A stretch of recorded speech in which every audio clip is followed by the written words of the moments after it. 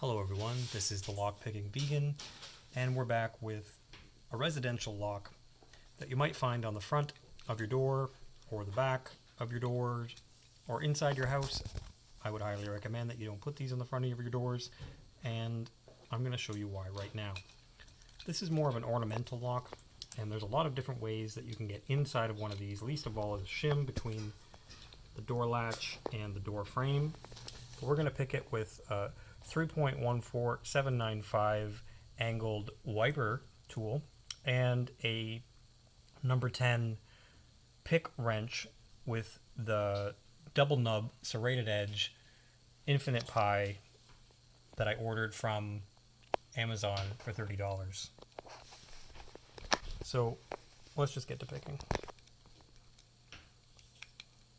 Got my tensioner tool and I'm going counterclockwise. Actually, that is clockwise.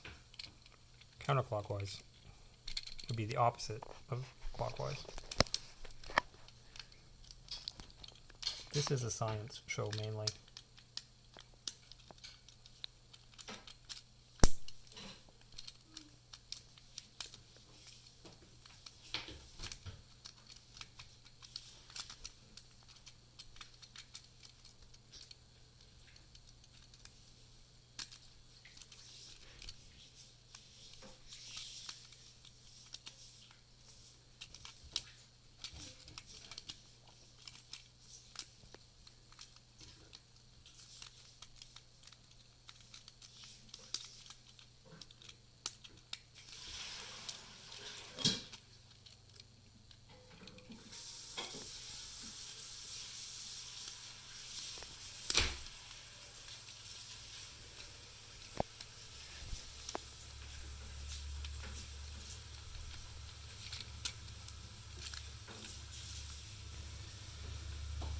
I'm resetting and starting again, and I'm definitely going counterclockwise this time.